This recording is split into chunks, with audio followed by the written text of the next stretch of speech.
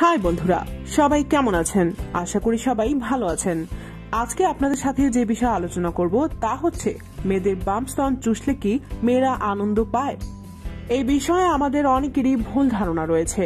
তাছাড়া মেয়েদের স্তনে আদর করা বা চোষা জায়েজ কিনা কথাটা শুনে অনেকের কাছে বিব্রতকর মনে হলেও অনেকের মাথায় এমন প্রশ্ন ঘুরে, বিশেষ করে নতুন বিয়ে করা দম্পতিদের মাঝে। তারা লজ্জায় অনেকের কাছে বলতে পারে না এবং এই বিষয় নিয়ে অনেক দ্বিধাদ্বন্দ্বে থাকে। আজকে আপনাদের এই সকল সমস্যার সমাধান নিয়েই এই ভিডিও, তাই আর দেরি না করে উঠে বসুন আর ভিডিওটি না টেনে শেষ পর্যন্ত দেখুন, কেননা ভিডিওর শেষের দিকে বিবাহিত ভাইদের জন্য এমন একটি টিপস রয়েছে যা জানলে আপনার যৌন জীবন আরো সুখের হয়ে উঠবে। মেয়েদের স্তন সবসময়ের মতোই ছেলেদের কাছে আকর্ষণীয়, আর তা কেন ছেলেরা নিজেরাও জানে না।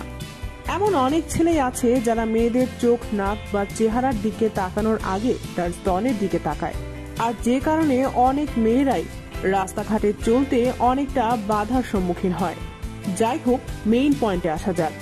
আসলে আমাদের এশিয়া মহাদেশের ছেলেরা মেয়েদের স্তনের প্রতি একটু তুলনামূলক বেশি দুর্বল, আর এই স্তনেই অনেকের যৌনতার দিকে আকর্ষণ করায়।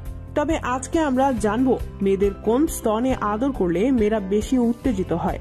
তবে তার আগে আমাদের জানা উচিত মেয়েদের স্তন মানে স্বামী কি তার স্ত্রীর স্তন চুষতে বা আদর করতে পারবে কিনা, ইসলামে তার জায়েজ কিনা।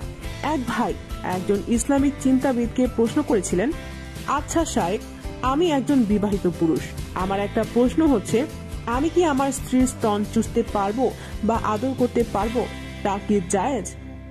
তিনি জবাব দিয়েছিলেন, জায়েজ।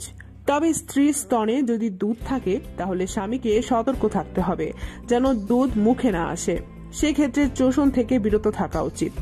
তো বন্ধুরা, আমরা জানতে পারলাম স্ত্রীর স্তন চোষা বা আদর করা জায়েজ। এখন প্রশ্ন হলো, কোন স্তনে আদর করলে মেয়েরা বেশি আনন্দ পায়? মেয়েদের ডান স্তন থেকে বাম স্তনে তুলনামূলক একটু সংবেদনশীল, তাই মেয়েদের বাম স্তনে আদর করলে মেয়েরা অনেক উত্তেজিত হয় তাড়াতাড়ি, আর যার কারণে ছেলেরা মিলন করে মজা পায় অনেক। তাই স্তনে আদর করার সময় একটু সতর্ক থাকাও উচিত, যেহেতু এই জায়গা অনেক নরম এবং সংবেদনশীল। তাই আদর করার সময় যেন উত্তেজিত না হয়ে স্ত্রীকে কোনো ব্যথা না দেওয়া হয়, তাহলে তা আপনার মিলনে ব্যাঘাত ঘটাবে। কথা দিয়েছিলাম ভিডিওর শেষের দিকে বিবাহিত ছেলেদের জন্য একটি বোনাস টিপস দেব।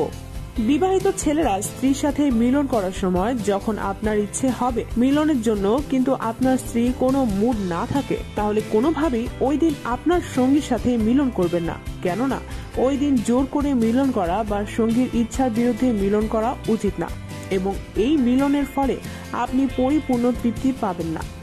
তাই আপনার যদি বেশি ইচ্ছা হয় মিলনের জন্য, তাহলে আপনার সঙ্গীর মুড চেঞ্জ করাটা আপনার প্রথম দায়িত্ব। সেটা হতে পারে ছোটখাটো উপহার বা রোমান্টিক কথার মাধ্যমে। তো আজকের ভিডিও এই পর্যন্ত, সবাই ভালো থাকবেন, বাই।